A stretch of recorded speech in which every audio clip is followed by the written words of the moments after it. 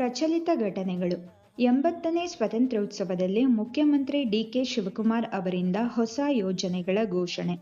ಕೃಷಿಯಲ್ಲಿ ತಂತ್ರಜ್ಞಾನ ಮತ್ತು ಕೃತಕ ಬುದ್ಧಿಮತ್ತೆ ಅಳವಡಿಕೆಗೆ ಮುಖ್ಯಮಂತ್ರಿ ರೈತ ಚೈತನ್ಯ. ರಾಜ್ಯದ ಶಾಲೆಗಳಲ್ಲಿ 6ನೇ ತರಗತಿಯಿಂದಲೇ ಎಐ ಪಠ್ಯ ಪರಿಚಯಿಸುತ್ತಿದ್ದು, ಎಐ ಅಕ್ಷರ ಅಭಿಯಾನ, ಕೋಡಿ ಗುರುಕುಲ ಎಐ ವಿಶ್ವವಿದ್ಯಾಲಯ ಆರಂಭ.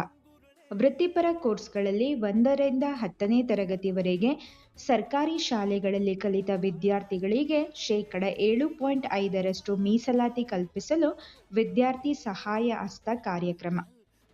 ಭಾರತವನ್ನು 2047ರ ವೇಳೆಗೆ ಅಭಿವೃದ್ಧಿ ಹೊಂದಿದ ರಾಷ್ಟ್ರವನ್ನಾಗಿಸುವ ದಿಸೆಯಲ್ಲಿ 7 ಕ್ಷೇತ್ರಗಳಾದ ಉತ್ಪಾದನೆ, ಕೃಷಿ, ತಂತ್ರಜ್ಞಾನ, ಆಹಾರ ಸಂಸ್ಕರಣೆ, ನಾವೀನ್ಯ, ಲಾಜಿಸ್ಟಿಕ್ಸ್ ಮತ್ತು ರಕ್ಷಣಾ ವಲಯವನ್ನು ಬಲಪಡಿಸಲು ಸಪ್ತಧಾರ ಚೌಕಟ್ಟನ್ನು ಪ್ರಧಾನಿ ನರೇಂದ್ರ ಮೋದಿಯವರು ಸ್ವಾತಂತ್ರ್ಯ ದಿನಾಚರಣೆಯಂದು ಪ್ರಕಟಿಸಿದರು.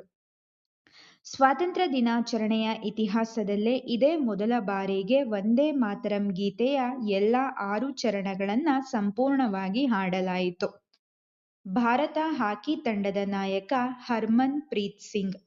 ಜಪಾನ್ನ ಐಚಿ ನಗೋಯಾದಲ್ಲಿ ಸೆಪ್ಟೆಂಬರ್ 19ರಿಂದ ಏಷ್ಯನ್ ಕ್ರೀಡಾಕೂಟ ಆರಂಭವಾಗಲಿದೆ.